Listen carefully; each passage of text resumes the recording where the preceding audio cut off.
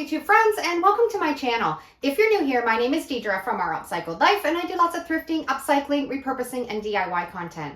Today's video is all about graphic transfers. I love to use this technique when I'm making all of my wooden signs, and once you get the hang of it, it's super easy. But the main question that I get asked is, do I have to have a laserjet printer? Can I use my inkjet printer? So today's video is all about comparing a laserjet and an inkjet doing the graphic transfer method. So we have lots of work. Let's get started. To do our transfer method today, I'm going to do it on a piece of wood. You can use any type of product as long as it has a coat of chalk paint. I find the chalk paint works the best for this method. Now this is just a piece of pine that I put some stain on, and then I've put a coat of my homemade chalk paint on the top, and I'm doing two the exact same so we can compare them side by side. And to do this technique, I'm going to be using my Mod Podge mat. I find that works the best for this process. And there are other products on the market that will also work the same as the Mod Podge. This is just what I always use and I have the best luck with. I've printed off two of the exact same graphics. One is on an inkjet and the other one is on a laserjet. These are both printed off on regular computer paper. You don't need any special paper. And we're going to now apply the Mod Podge. It's really nice if you can get the inkjet printer to work for you, because then you don't have the expense of having to buy a laserjet printer. But if you're going to be making a lot of signs, then definitely investing in a laserjet printer is worth it. You don't want very much Mod Podge on. You just want to put a light coat, just enough to cover the graphic. And then you're going to center it on your sign and then just rub out any bubbles and wrinkles that you might have in the paper. And then we're going to set this aside. Now it's very crucial to let this dry really well. So I always like to set it aside and let it dry for 24 hours. This transfer method also works on photos, so not just graphics. So you can print off your favorite photos and do the transfer method too with either the inkjet or the laserjet. And I'm going to show you by the end of this video what the difference is between the laserjet and the inkjet. And you might be surprised by the results, so make sure you stick through to the end. I've got both of these ready.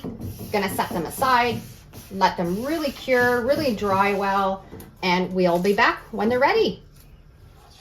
One of the keys to having a successful transfer is just being patient and not thinking that you can do this the very first time and it's going to turn out perfect, because it does take a little bit of practice, but once you get the hang of it, it is incredible, and the DIYs that you can create really affordably with this method are incredible. This is the method that I get the best results from. I make a lot of signs, so investing in a laserjet printer was very beneficial for me.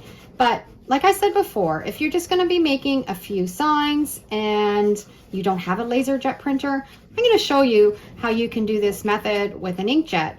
Now I'm just dampening the paper. This is the first tip when you're doing either of these transferred methods, is to make sure that you don't get your paper too wet. If you soak it, you're going to soak through that Mod Podge and you're going to rub off your graphic. I just like using a little rag in a dish of water and just dampening it so you can just start to see the graphics show through, and then just using the my fingerprints and just rub the paper off.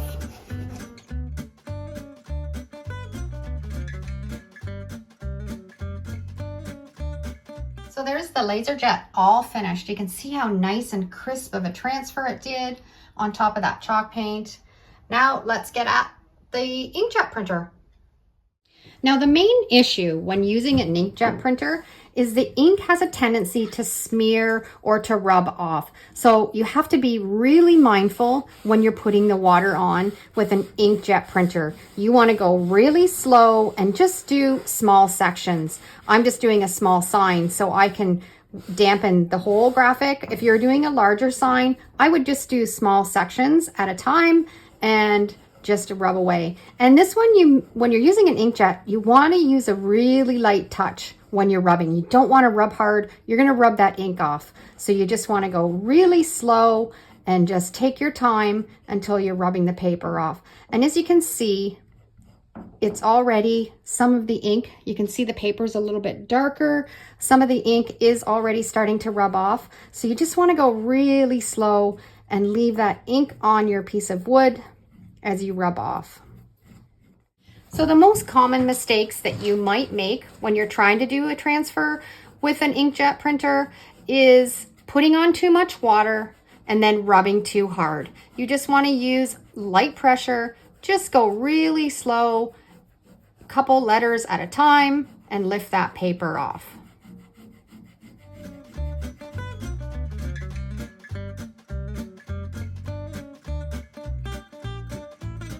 Now I'm going to show you what happens if you add too much water on the inkjet and then you start to rub. See how the ink is coming off? The paper is dark, you can tell the ink is rubbing off. That's what happens if you put on too much water and you rub too hard. So you just want to do, so here's an area that doesn't have very much water on it. I'm just using a real gentle rub, and you can see how it's not smearing as much. This does take a little bit more time, but if your only option is an inkjet, this can definitely be used. And here's the finished signs side by side. So we've got our inkjet, and you can see that it's a little bit more faded. It's maybe not as crisp as the laser, but I think that it still looks really good. So my thoughts on these two different transfer methods, one with an inkjet and one with a laser jet, is if you're only doing a few signs, then definitely use your inkjet and just be careful when you're putting on water and rubbing it off. If you're going to be making a lot of signs, then I would invest in a laserjet printer. It'll just make the process go a lot faster. I'll put a link down below in the description of my two printers that I have, and you can check that out.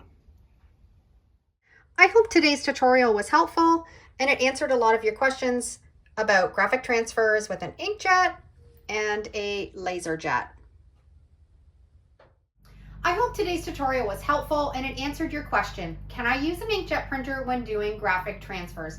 And the answer is definitely yes, you can.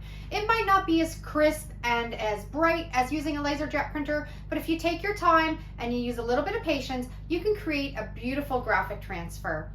If you like the transfer that I used today, you can grab them in my Etsy store. They're already reversed. They're ready to use for this method.